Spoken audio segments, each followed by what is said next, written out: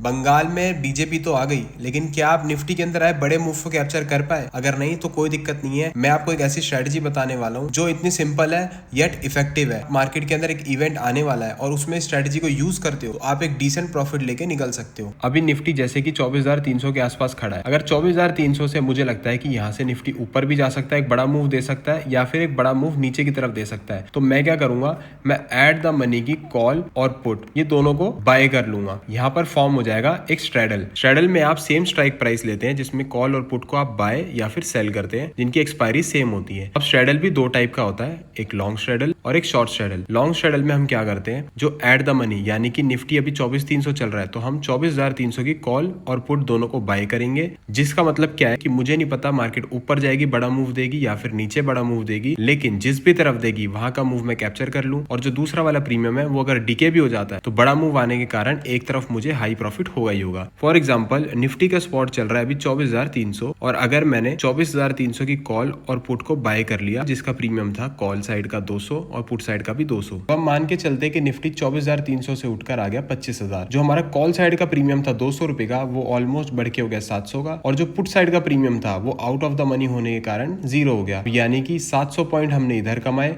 जिसमें से 200 हमने ऑलरेडी पे कर रखे थे, तो हमारी जेब में कितना आया 500। और यहाँ पर हमने 200 का जो प्रीमियम बाय करा था वो आउट ऑफ द मनी होने के कारण जीरो हो गया, यानी हमें यहाँ लॉस लगा 200 का। तो 500 में से गए 200, यानी कि ओवरऑल हमें यहाँ पर 300 पॉइंट्स का प्रॉफिट हो गया। इस सिंपल सी स्ट्रेटजी का मोटिव ये है कि आपको नहीं पता भाई बाजार ऊपर जाने वाला है या फिर नीचे जाने वाला है, लेकिन आपको श्योर है कि इवेंट की वजह से एक बड़ा मूव तो आएगा ही आएगा। तो इस स्ट्रेटजी को सिर्फ तब बनाना है। अगर आप इसको नॉर्मल में भी यूज करना चाहते हो तो आप एक्सपायरी के दिन शॉर्ट स्ट्रेडल बना सकते हो जिसमें आप एट द मनी की कॉल और पुट को सेल करोगे, बाय नहीं। इस वीडियो को सेव जरूर कर लेना और शेयर कर देना उन दोस्तों के साथ जो ऐसी स्ट्रेटजी सीखना चाहते हैं, और फॉलो कर लेना और सारी स्ट्रेटजी सीखने के लिए।